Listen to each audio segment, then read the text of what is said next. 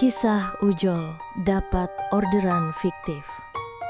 Selamat datang di channel ini.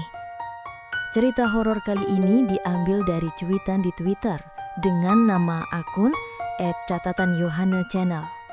Sebelum benar-benar menonton cerita horor ini, sebaiknya kamu siapkan camilan jika memang suka dengan cerita berbau mistis.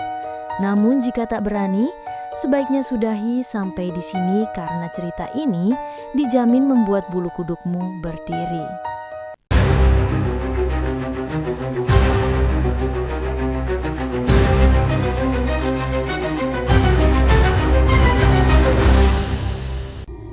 Cerita ini bermula saat Rudy mendapatkan tawaran sebuah pekerjaan baru di Pulau Dewata, Bali.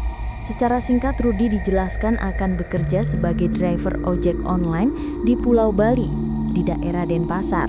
Tanpa berpikir panjang, Rudy langsung bergegas menuju ke Pulau Bali. Di sana, Rudy sudah ditunggu oleh temannya. Ia disediakan kos guna sebagai tempat tinggal Rudy selama berada di Bali. Sesampainya di Bali, Rudy tidak langsung bekerja. Ia harus menjalani berbagai tahap tes hingga akhirnya ia lolos dan bisa bekerja sebagai driver ojek online di salah satu perusahaan. Seminggu berlalu, Rudy masih saja belum memutuskan untuk bekerja. Di sana, Rudy hanya berkeliling Denpasar sembari menghafalkan ruas-ruas jalan di sana. Setelah hafal, Rudy memulai orderan pertamanya dengan mengantar salah satu mahasiswa dari universitas di sana. Lanjut setelah itu, Rudy mulai terbiasa dengan pekerjaan barunya itu. Hingga suatu ketika, Rudy mendapatkan orderan makanan, di mana orderan tersebut berjumlah sangat banyak. Setelah makanan selesai dipesan, Rudy pun akhirnya langsung bergegas mengantarkan makanan itu ke tempat tujuan. Jalan demi jalan telah dia lalui, hingga tempat yang dituju telah ditemukan. "Ini aneh," kata Rudy. Tak disangka, ternyata tempat tujuan orderan itu adalah sebuah rumah kosong. Karena takut ada hal yang tidak diinginkan, tanpa basa-basi Rudy langsung memutar balik motornya. Rudy memacu motornya lebih cepat dari sebelumnya dan memutuskan langsung kembali ke kosannya. Sesampainya di kosan, Rudy dengan sukarela memberikan makanan tadi ke temannya. "Banyak sekali, Ruth," tanya teman Rudy. "Iya, barusan dapat orderan fiktif. Maksud alamat tujuannya di rumah kosong," jawab Rudy. Sambil terus mengobrol, mereka memakan sendiri makanannya. Hingga pada hari itu, Rudy memutuskan untuk tidak bekerja sementara. Rudy hanya menghabiskan waktunya untuk tidur dan bermain game di kosnya.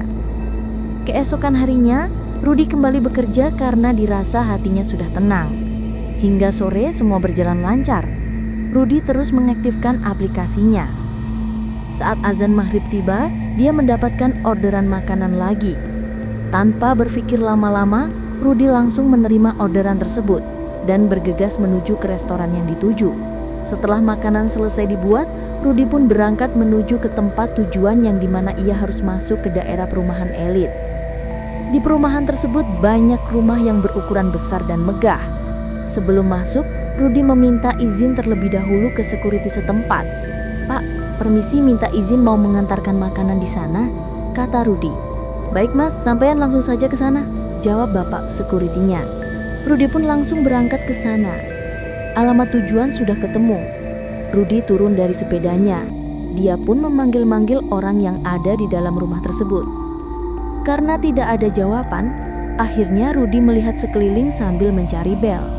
"Sepertinya tidak akan kedengaran jika dipanggil dari sini," kata Rudy sambil mencoba menghubungi lewat handphonenya. Rudy menemukan bel rumahnya. Rudy pun menghampiri bel tersebut dan menekannya hingga terdengar suara dari dalam. "Halo Pak, sudah di mana?" Ternyata telepon Rudy sudah diangkat dan menanyakan keberadaan Rudy. "Sudah di depan rumahnya Mbak," jawab Rudy. "Oh ya udah Pak, saya keluar dulu ya," kata customer tersebut. Akhirnya Rudy mencoba menunggu. Tidak lama Rudy menunggu karena pemilik rumah sudah keluar. Wanita cantik sekitar umur 20-an memakai kaos lengan pendek dan hot pants. "Mbak Cici ya?" tanya Rudy. "Iya mas, ini uangnya," jawab Cici. "Waduh, saya tidak ada kembaliannya Mbak," kata Rudy. "Ya udah kalau gitu saya ambil uang pas dulu ya mas," jawab Cici. Sebelum Cici kembali, Rudi memberikan makanan agar sekalian dibawa masuk oleh Cici. Cici sengaja tidak menutup kembali gerbang rumahnya. Sambil menunggu Cici mengambil uang pas, Rudi pun mencoba melihat seisi rumah Cici yang sangat bagus. Sekitar 15 menitan Rudi menunggu, namun Cici masih saja belum keluar. Karena capek berdiri, Rudi memutuskan untuk duduk di sebuah kursi yang terbuat dari semen batu bata di dekat gerbang. Lama Rudi menunggu, hampir sudah sekitar 30 menit, hingga akhirnya Rudi memutuskan untuk memanggil Cici dari luar gerbangnya. Saat Rudi memanggil-manggil si Cici itu, tiba-tiba dia dikagetkan oleh security yang menepuk pundaknya. "Mas, ngapain teriak-teriak manggil-manggil orang?" tanya Pak Security. Sambil menoleh ke arah Pak Security tadi, Rudi menjawab, "Ini Mbak Cici pesan makanan lewat ojol, Pak. Saya tunggu 30 menit tapi tidak keluar-keluar orangnya." "Sebentar Mas, sini dulu," kata Pak Security sambil mengajaknya duduk. Mereka semua membelakangi rumah itu, lalu Pak Security tadi berbisik kepada Rudi. "Rumah ini sudah lama kosong, Mas," kata Pak Security. "Mana mungkin, Pak?" jawab Rudi yang tidak percaya dengan perkataan Pak Security. "Iya, pemilik rumah ini meninggal dunia, lalu keluarganya pindah, dan rumah ini dikosongi sudah lama." "Kok bisa, Pak? Tadi itu mbaknya keluar, dia ngambil makanannya. Karena uang yang dikasihkan nominalnya besar, jadi saya minta diambilkan uang pas saja, Pak. Coba sampean lihat ke belakang, Mas, itu rumah sudah kosong," kata security tadi dengan nada yang sedikit menekan. Rudi menoleh ke belakang. Alangkah kagetnya Rudi, rumah yang tadinya bagus berubah menjadi rumah kosong yang tidak berpenghuni dan tak terurus, di mana ada banyak sawang-sawang di temboknya, juga rumput alang-alang yang sudah tinggi. Badan Rudi lemas dan gemetar. "Tapi Pak, makanannya tapi dibawa masuk rumah itu juga loh," kata Rudi yang masih tidak percaya. "Lah, dibawa kemana Mas? Itu loh makanannya masih nyantel di sepeda kamu," jawab Pak Security sambil tangannya menunjuk ke arah motor Rudi. Rudi semakin lemas dibuatnya. "Lalu, tadi itu siapa, Pak?" tanya Rudi sambil mulutnya yang bergetar. "Sudahlah Mas, ayo kita ke pos dulu. Mas tenangin diri Mas dulu di sana," kata Pak Security tersebut. Akhirnya mereka berjalan ke arah pos yang dimaksud.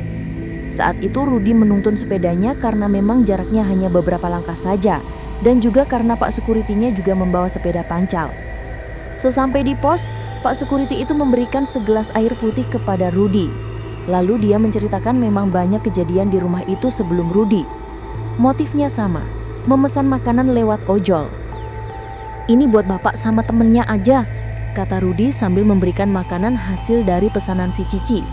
Setelah berpamitan, Rudi bergegas pulang ke kosnya dan menceritakan kejadian tadi ke teman satu kosnya.